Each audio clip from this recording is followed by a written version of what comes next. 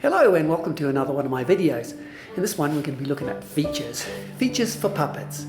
Now often when you're making your puppet, making the eyes, ears, nose and hair, the features and the costume often takes just about as long as making the puppet itself. So you really need to be as efficient as you can in making those while doing a good job. The eyes are something that I've been developing over the years, and I'd like to share with you a couple of techniques that I use most frequently in making the eyes. Now if you're doing digital productions, anything on camera, you don't want the eyes to be plastic because they're going to be shiny and they're going to reflect off with the lights, and so you want them covered in cloth, and therefore you want to use as little glue as possible. Glue never lasts, and I've had to do a number of repair jobs on other people's television characters, and they're a nightmare because when they come unstuck they wreck the material and do all sorts of damage. If you sew them on, you can repair them and you can replace them years down the track. They last a lot better sewn on. First we'll look at quilted eyes, and then secondly polystyrene ones, but we don't buy the balls. So we're going to take some card from some packaging, and with a stencil here I'm going to make my shapes, in this case circular, or you can make them spoon shaped, egg shaped, any shape you like, and cut them out. You can cut several at a time by putting them all together with a pin through the middle and cut them all at the same time. And to do an even better job, get some sandpaper and get that whole little block and sand it to the line. The only glue I'm going to use is just a little daub of contact glue to then glue it onto some foam. And in the case of the polystyrene eyes, I'm going to use PVA glue to glue it to the polystyrene, because the other contact glue will melt the polystyrene. With the quilted ones, I then am going to trim them to the edge of the cardboard, and the cardboard's going to give us a good precise edge. You might want to dome that over as well to make it a little bit smoother in the quilting. In the case of the polystyrene one, we're going to use a sharp knife to then slice that back to the edges, and on the other side trim it into a bit of a dome.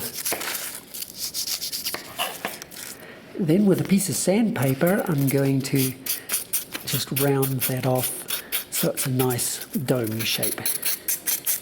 Do it nice and lightly.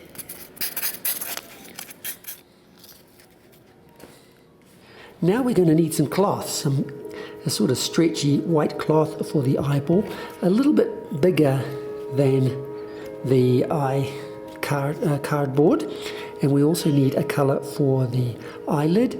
And if you want just a line across for the eyelashes, a strip of black cloth for in there will do fine. We need to decide where you're going to have your eyelash, halfway, up a little bit or whatever, depending on your design, and put it there. And then the eyelid is going to go on top of there. The eyelid will sew along there and then it will flip up. So we're going to sew all three together.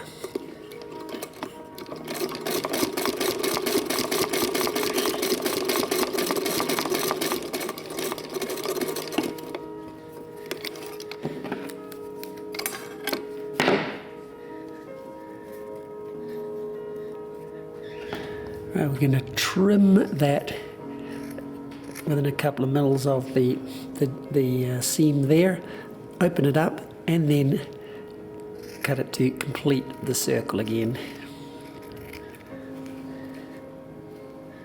Now if you want long and stiff or curly eyelashes, you can use some foamy instead of that cloth strip.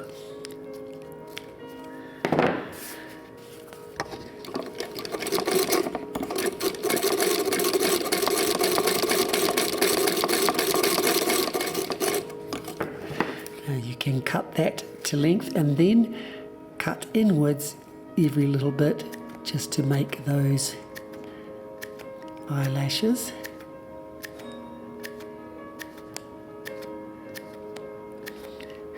You can make them straight or you can make them pointed by doing little V cuts like that.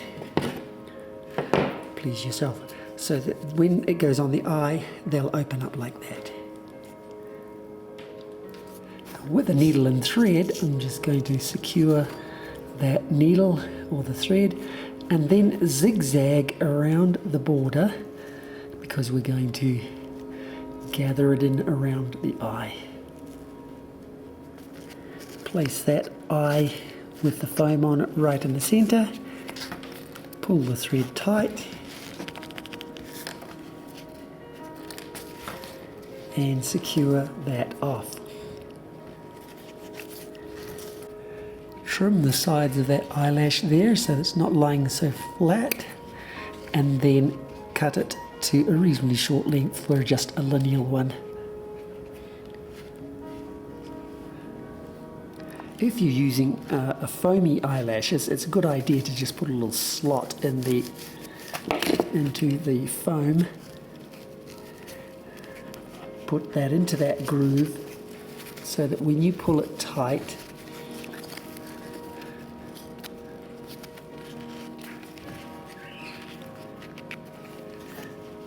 those eyelashes fit into the slot. Now with the foamy you have a choice. You can either have them, because of the stiffness here, you can have it sitting flat this way so that they point down, or you can have them flat pointing upwards, or you can also make a groove in there for that seam to sit in. Put it into the groove, and with a couple of pins secure it there so that when you pull the thread there, it's going to pull in properly so that they will sit facing outwards. For the pupils, I generally use foamy and have a pipe that's sharpened on the end to get those out.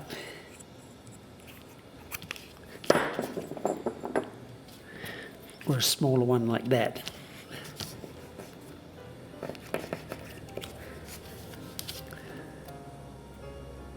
So now with a pin through the pupil and the eyes, I'm going to position them so that also the pupils are looking at me, and another pin or two just to stop them turning around while we sew them on, to orient them. When sewing it on, the first thing I do is go underneath the eye to secure it so that the knot is hidden. Then come out parallel with that edge there and dig in and go around and come up precisely on the edge of that. Doesn't have to be fine. Then you go in the edge and slide along the cardboard and out again. Then, try not to get tangled, then go straight off the edge into the other and come up once again. Now continue like that and go around a couple of times and you should get it sitting fairly flat. And the pupil, lifting it up on the pin, securing at the base of the pin, and then sewing it like a button on there, going through the center and going 1, 2, 3, 4 like a button, and then you can take that out and you're done. So they are not going to come off in a hurry, and there's minimal threads to see on camera, and those ones are yet to be put on, but they're a bit more bulgy. So, eyes.